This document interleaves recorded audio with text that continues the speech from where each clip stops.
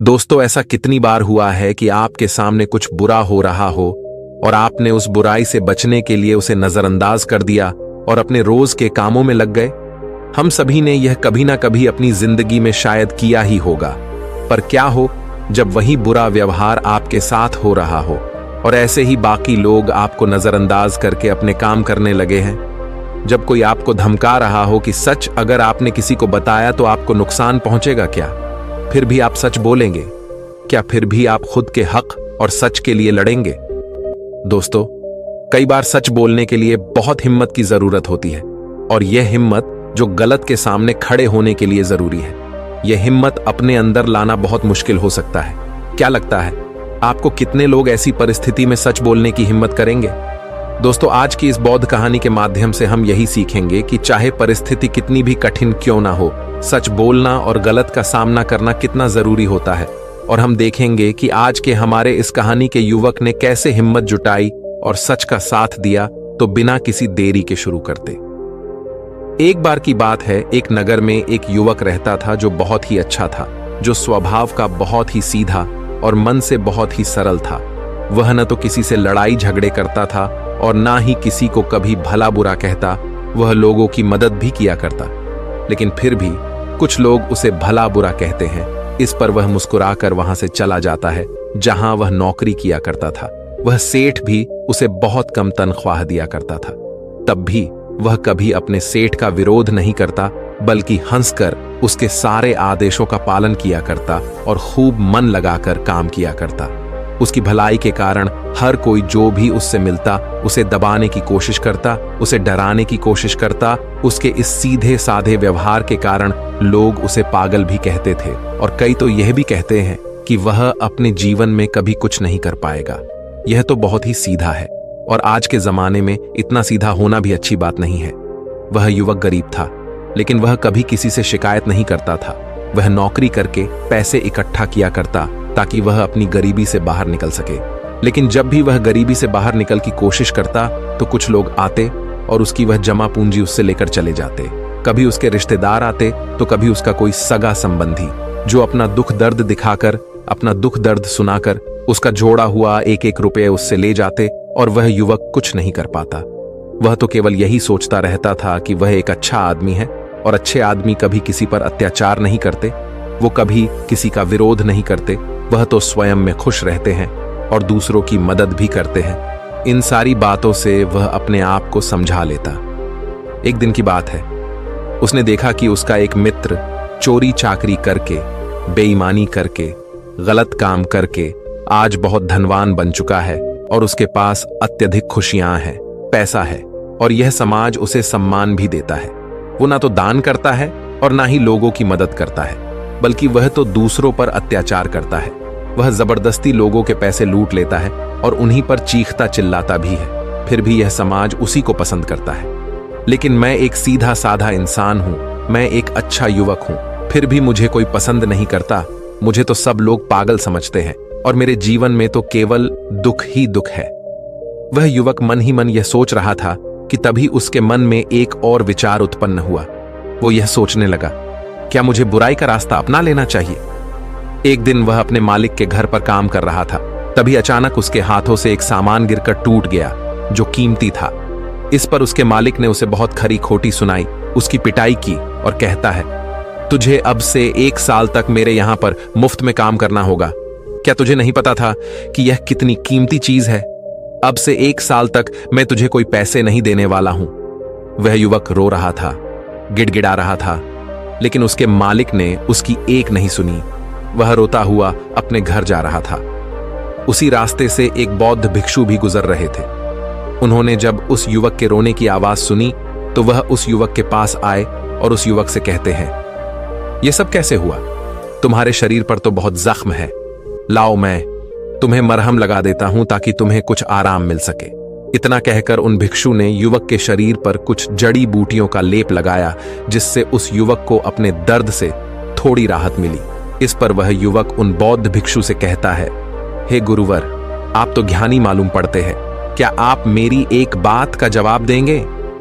इस पर वो बौद्ध भिक्षु कहते हैं, पूछो। तभी वह युवक उन बौद्ध भिक्षु से कहता है, हे गुरुवर, अच्छे लोगों के साथ बुरा क्यों होता है? मैं बहुत सीधा साधा इंसान हूं।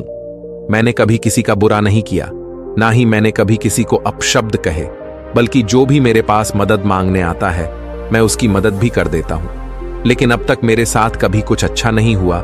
मैं हमेशा दुख में जीता हूं, जबकि इस दुनिया में ऐसे बहुत सारे बुरे लोग हैं जो अपना जीवन सुखी सुखी जी रहे हैं, जबकि वह लोगों को लूटते हैं, लोगों के पैसे छीन लेते हैं, लोगों पर अत्याचार करते हैं। फिर भी समाज उन्हीं को पसंद करता है, उन्हीं का सम्मान करता है।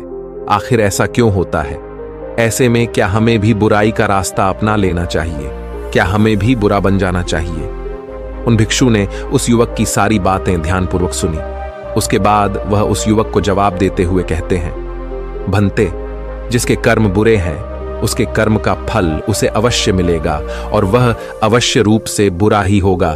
जिसके कर्म अच्छे हैं उसे भी उसके अच्छे कर्मों का फल अवश्य मिलेगा, और वह आवश्यक रूप से अच्छा ही होगा। तभी वह युवक उन गुरुवर की बात काटते हुए कहता है, हे गुरुवर, क्या आप जो कह रहे हैं वह सच है? क्या मैं आप पर भरोसा कर सकता हूं? क्योंकि इस दुनिया में तो मुझे सब उल्टा ही नजर आता है। मुझे तो अच्छों के साथ बुरा और बुरे के साथ अच्छा ही होते हुए नजर आता है। इस पर बौद्ध भिक्षु उस युवक से कहते हैं, भंते, जैसा मैंने कहा वह बिल्कुल सत्य है, और आने वाले समय में यह तुम अच्छी तरह से जान भी जाओगे। इतना कहकर वह बौद्ध भिक्षु वहां से चले गए। वो युवक वहीं पर कुछ देर बैठा रहा और उन बौद्ध भिक्षु की बातों पर विचार करता रहा, और वह यह सोच रहा था, चलो, मेरे पास धन दौलत ना सही, रुपया पैसा ना सही, समाज का मान सम्मान ना सही, पर मैं एक अच्छा इंसान तो हूं, और मेरी अच्छाई का फल मुझे कभी ना कभी तो जरूर मिलेगा। इतना सोचकर वह वापस अपने घर लौट गया। कुछ दिनों बाद वह युवक जंगल के रास्ते से अपने मालिक के घर जा रहा था। तभी रास्ते में राजा के सैनिकों ने उसे घेर लिया, उसका चेहरे पर काला कपड़ा डाल दिया और उसके हाथ बांध दिए, और फिर उसे धक्के मार मार कर वो उसे ले जाने लगे। इस पर वह युवक जोर जोर से चिल्लाता रहा और उन सैनिकों से पूछता रहा, मुझे कहां ले जा रहे हो और मेरा क्या कसूर है? वह बार बार एक ही बात दोहरा रहा था, लेकिन सैनिकों ने उसकी किसी भी बात का कोई जवाब नहीं दिया। वो बस उसे मारते पीटते ले जाने लगे। काफी देर तक जब वह युवक एक ही सवाल करता रहा, तभी एक सैनिक उसकी इस बात का जवाब देते हुए कहता है, अरे मूर्ख, तुझे नहीं पता, तुझे राजा ने मृत्यु दंड दिया है और कहा है कि तुम्हें ऊंचे पहाड़ से ले जाकर नीचे फेंक दें। इसलिए हम तुम्हें एक ऊंचे पहाड़ की तरफ ले जा रहे हैं, जहां से तुम्हें नीचे फेंक दिया जाएगा। इतना कहकर वह सभी सैनिक हंसने लगे। अभी वह युवक एक बार फिर उन सैनिकों से कहता है, किंतु मैंने किया क्या है, मेरा कसूर क्या है?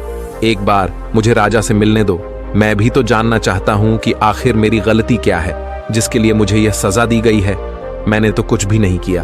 तभी वह सैनिक हंसते हुए उस युवक से कहता है, हम सभी जानते हैं कि तुमने कुछ भी नहीं किया, और तुम्हारी अंतिम इच्छा जानकर मैं तुम्हें सब कुछ सच सच बताता हूं। तो ध्यान से सुनो। दरअसल बात यह है कि राजा ने आज सुबह ही चोर को मृत्यु दंड दिया था और हमें उसे पहाड़ी से ले जाकर नीचे फेंकना था। लेकिन वह चोर बहुत चालाक था। उस चोर ने हमसे कहा कि अगर हम उसे छोड़ देंगे तो वह हम सभी को 1000 सोने के सिक्के देगा। इसलिए हमने उसे छोड़ दिया। लेकिन हमें अपना कर्तव्य भी तो पूरा करना है। राजा के आदेश को तो हमें पूरा करना ही होगा। इसलिए हमें किसी न किसी को तो वहां से फेंकना ही होगा, ताकि राजा तक यह समाचार पहुंच सके कि चोर को मृत्युदंड दिया जा चुका है। इसीलिए हमने तुम्हें पकड़ लिया, और भला तुमसे अच्छा हमें मिल भी कौन सकता है? तुम्हारा ना तो कोई आगे है ना कोई पीछे जो तुम्हारे बारे में पूछताछ कर सके, और हमें कोई पकड़ भी नहीं पाएगा, और राजा को भी यह बात कभी नहीं पता चलेगी कि आखिर वह चोर कहां गया। इसलिए ईश्वर का नाम लो और शांति से मृत्यु को प्राप्त हो जाओ। उस सैनिक की यह बात सुनकर वह युवक हैरान रह गया। वह सभी सैनिकों के सामने रोने लगा, हाथ जोड़कर उससे विनती तक की, रोया, चिल्लाया, लेकिन किसी भी सैनिक ने उसकी एक नहीं सुनी, और वह उसे जबरदस्ती घसीटते हुए पहाड़ की चोटी पर ले जाने लगे। वह चिल्लाता रहा कि मुझे छोड़ दो, मुझे जाने दो, मैंने कुछ नहीं किया। लेकिन उसकी बातों का किसी पर भी कोई फर्क नहीं पड़ा। अंत में थक हार कर उस युवक ने उन सैनिकों से कहा, देखो, तुम्हें उस चोर ने 1000 सोने के सिक्के देने का वादा किया है, और अगर तुम मुझे छोड़ दोगे तो मैं तुम सबको 10,000 सोने के सिक्के दूंगा। इस पर एक सैनिक जवाब देते हुए कहता है, अच्छा, तो अब तुम मुझे पागल बनाने की कोशिश कर रहे हो? तुम्हें क्या हम मूर्ख लगते हैं? तुम एक मामूली से अधिकारी हो और तुम्हारे पास इतना सारा धन कहां से आएगा? इस पर वह युवक उन सैनिकों से कहता है कि तुम मेरे साथ चलो, मैं तुम्हें दिखाता हूं मेरे पास बहुत धन है, और यदि मेरे पास धन ना मिले तो तुम मुझे एक बार फिर से यहां ला सकते हो, नहीं तो तुम चाहो तो मुझे वहीं मार सकते हो। तुम्हारे पास तो हथियार भी हैं, और मैं बिना किसी हथियार के तुम सभी का क्या बिगाड़ पाऊंगा?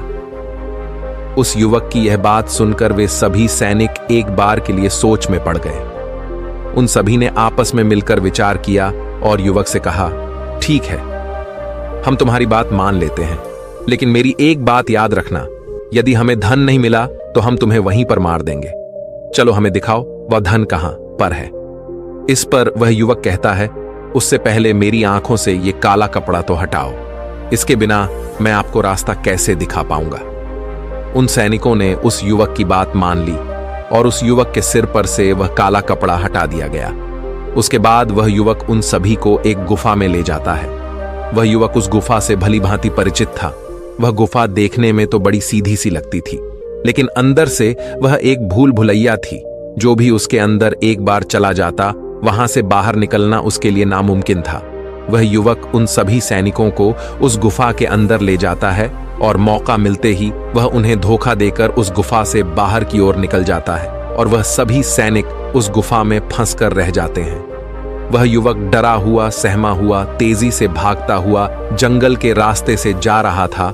उसे डर था कि वह सैनिक उसका पीछा कर रहे हैं।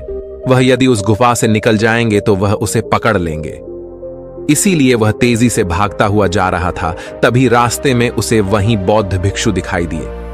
तभी वह भागता हुआ उन बौद्ध भिक्षु के पास पहुंचा और वह युवक उन बौद्ध भिक्षु से कहता है कि हे गुरुवर, आपने तो कहा था जिसके बुरे कर्म होते हैं उसे बुरा फल मिलता है, और जिसके कर्म अच्छे हैं उसे अच्छा फल मिलेगा। लेकिन आज तो मैंने ये देख भी लिया और जान भी लिया कि जिनके कर्म बुरे होते हैं वही सुखी रहते हैं, और रही बात अच्छे कर्म करने वालों की, तो उन्हें तो जिंदगी भर दुखी भोगना पड़ता है। इसके बाद उस युवक ने अपने ऊपर बीती हुई सारी घटना उन बौद्ध भिक्षु को सुनाई, और फिर उन बौद्ध भिक्षु से पूछता है, अब बताइए, मैंने ऐसा कौन सा बुरा कर्म किया जिसके कारण आज मुझे मौत की सजा मिल रही थी, और वह भी ऐसा कर्म जो मैंने किया ही नहीं। इस पर वह बौद्ध भिक्षु मुस्कुराते हुए उस युवक से कहते हैं, भंते, तुम्हारे कर्म बुरे ही तो है, तभी तो तुम्हें यह सब सहना पड़ रहा है। यह सुन। वह युवक थोड़ा सा आश्चर्यचकित हुआ और उन बौद्ध भिक्षु से कहता है, हे गुरुवर, आप ये क्या कह रहे हैं? मैंने कभी किसी का बुरा नहीं किया, मैंने किसी को आज तक अपशब्द तक नहीं कहे, फिर मेरे कर्म बुरे कैसे हो सकते हैं? मैंने तो कोई भी बुरा काम नहीं किया, ना ही मैंने चोरी की, ना ही किसी से बेईमानी की, किसी को सताया तक नहीं, किसी को भला बुरा तक नहीं कहा, फिर मेरे कर्म बुरे कैसे हो सकते हैं? इस पर वह बौद्ध भिक्षु उस युवक से कहते हैं, भंते, अपने हक और अधिकार के लिए ना लड़ना, यह भी तो बुरा कर्म है। जब तुम पर कोई अत्याचार करता है तुम उसका विरोध नहीं करते, क्या यह बुरा कर्म नहीं है?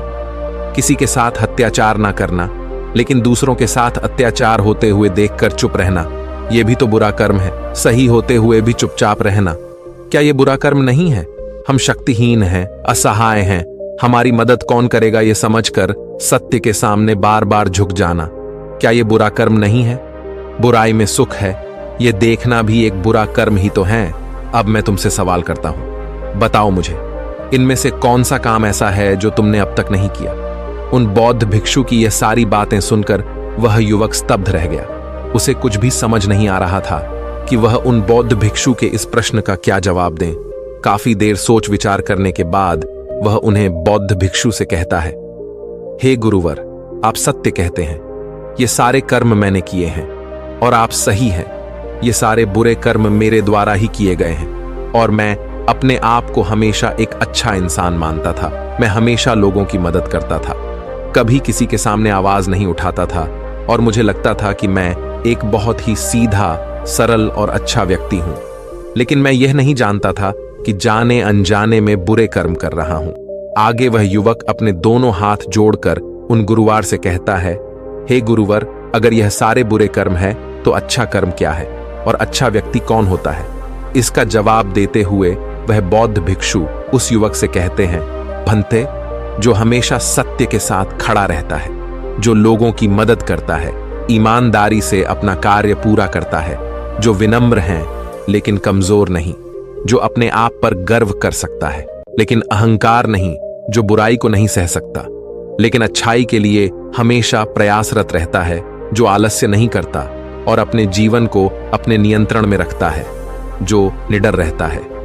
तभी वह युवक उन बौद्ध भिक्षु से कहता है, हे गुरुवर, आपने जो कुछ भी कहा वह एकदम सत्य है, लेकिन आप ही बताइए, भला एक गरीब और कमजोर इंसान किसी के सामने कैसे खड़ा हो सकता है, किसी का विरोध कैसे कर सकता है? इस पर वह बौद्ध भिक्षु उस युवक के इस प्रश्न का जवाब देते हुए कहते हैं, भक्त, लगता है तुम भूल गए। अभी कुछ देर पहले ही तुमने उन सैनिकों के सामने खड़े होकर अपनी सूझबूझ से अपना जीवन बचाया है। व्यक्ति को हमेशा अपने मन से शक्तिशाली होना चाहिए, क्योंकि यह जीवन हमेशा नहीं रहता। डरते हुए जीवन जीने से अच्छा है, निर्भय होकर एक दिन खुलकर जी लो। तभी वह युवक उन गुरुवर से कहता है, हे गुरुवर, आपकी सारी बातें सत्य है, लेकिन फिर भी यदि किसी के सर पर मौत मंडरा रही हो तो वह व्यक्ति अपनी जान बचाने के बारे में तो सोचेगा ही, और मैंने भी तो वही किया। लेकिन अब जब मैं आपके सामने खड़ा हूं तो मेरे भीतर वो क्षमता नहीं है, मेरे भीतर वो हिम्मत नहीं है कि मैं किसी का विरोध कर सकूं, किसी के सामने खड़ा हो सकूं। तभी वो बौद्ध भिक्षु मुस्कुराते हुए कहते हैं, तो ठीक है, तुम यहीं पर इंतजार करो, वह सैनिक कभी भी उस गुफा से निकल आएंगे और तुम्हें ढूंढ ही लेंगे, और अवश्य ही वह तुम्हें पकड़कर उस पहाड़ की ऊंचाई से फेंक देंगे और तुम कुछ नहीं कर पाओगे, क्योंकि तुम तो अपने आप को कमजोर समझते हो। तुम अपने आप को एक अच्छा व्यक्ति मानते हो, क्योंकि तुम किसी को सताते नहीं। लोग भले ही तुम्हें सता सकते हैं, और वह इसलिए क्योंकि तुम लोगों की सहानुभूति चाहते हो। आगे बौद्ध भिक्षु उस युवक से कहते हैं, बेटा, मेरी एक बात हमेशा याद रखना, हमें मजबूत होना चाहिए, सहानुभूति का भूखा नहीं। और यह बात सुना सुनाकर अगर तुम लोगों से सहानुभूति मांगोगे तो तुम्हें सहानुभूति तो बहुत मिलेगी, लेकिन न्याय कभी नहीं मिल पाएगा। और न्याय लेना, न्याय के लिए न लड़ना, अपने ऊपर अन्याय करने जैसा होता है। तभी वह युवक उन बौद्ध भिक्षु से कहता है, हे गुरुवर, आप जो कह रहे हैं वह सत्य है, लेकिन मैं न्याय मांगने किसके पास जाऊं? कौन मेरी सुनेगा?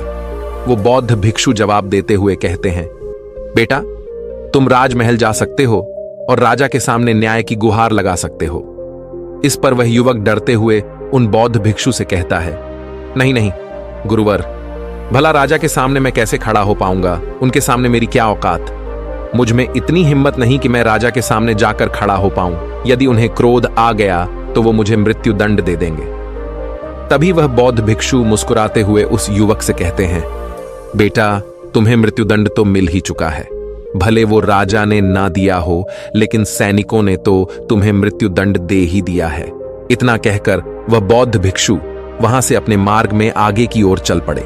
वह युवक वहीं पर खड़े खड़े उन बौद्ध भिक्षु की बातों पर विचार कर रहा था, और फिर तभी अचानक उसे किसी के आने की आवाज सुनाई दी।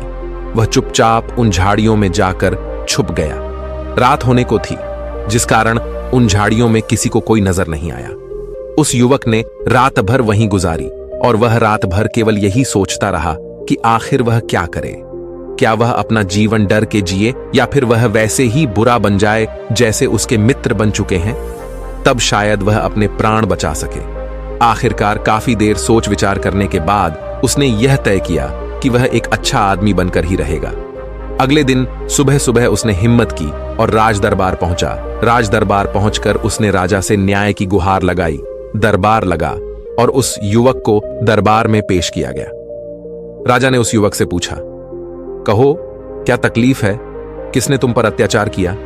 इस पर वह युवक उन राजा से कहता है, महाराज, मैं आपको उनके नाम तो बता दूंगा, लेकिन जैसे ही मैं उनके नाम बताऊंगा, यहां खड़े सभी लोग मेरे जानी दुश्मन बन जाएंगे, और हो सकता है वह मुझे यहीं पर मृत्यु के घाट भी उतार दे।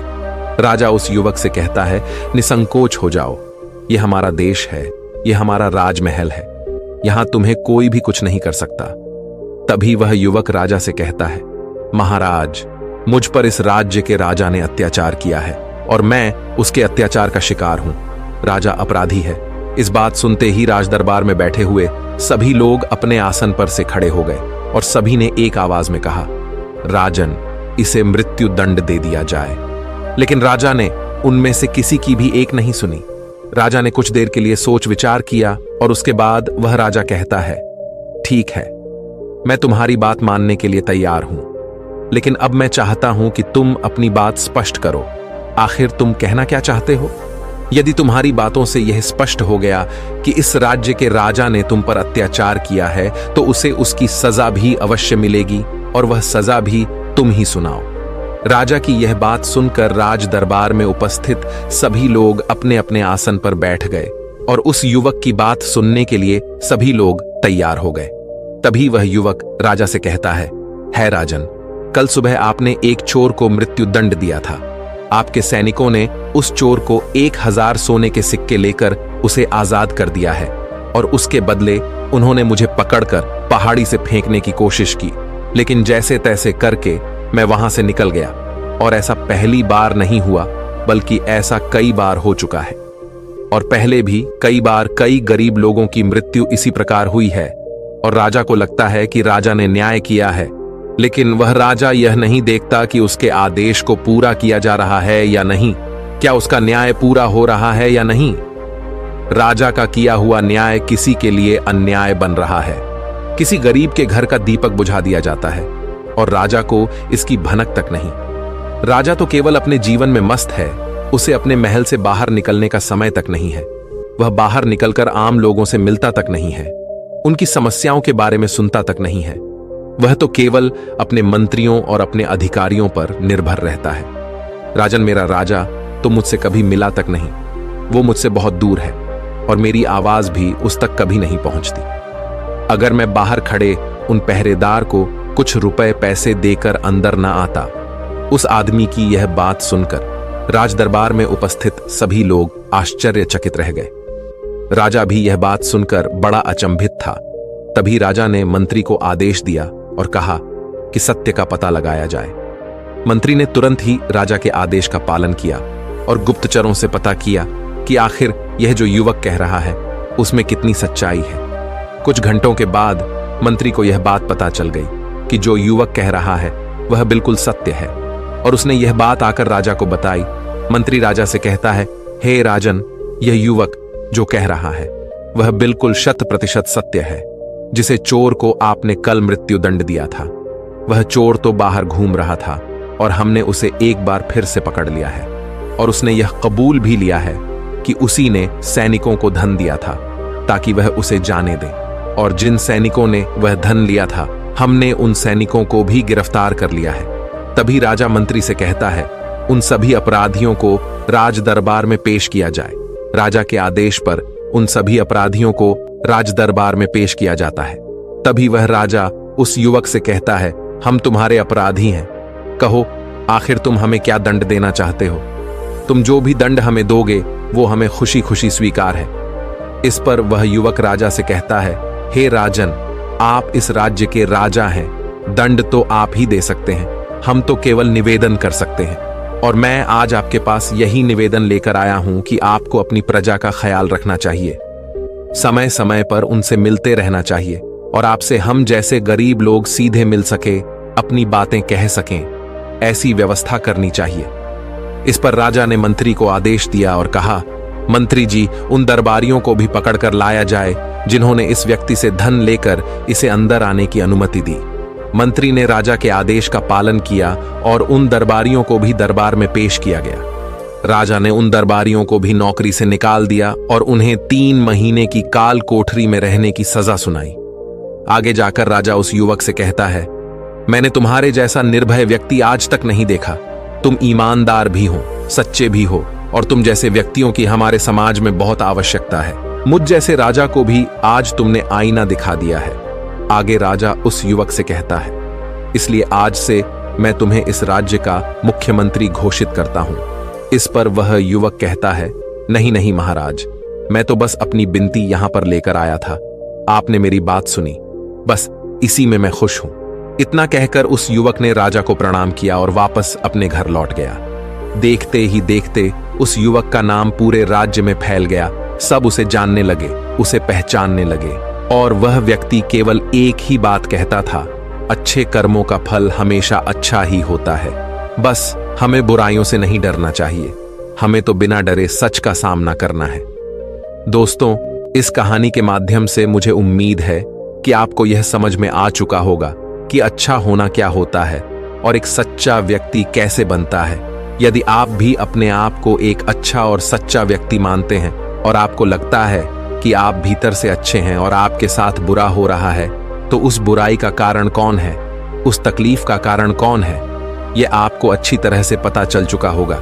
इसलिए खुद को कमजोर और असहाय न माने, अपने लिए लड़ना सीखें, अपने आप को भीतर से मजबूत बनाएं, अपने मन को कठोर बनाएं ताकि आप उन परिस्थितियों और लोगों का सामना कर सके जो आपका फायदा उठाने की कोशिश करते हैं, क्योंकि बुरा ही सहना भी एक बुरा कर्म ही है।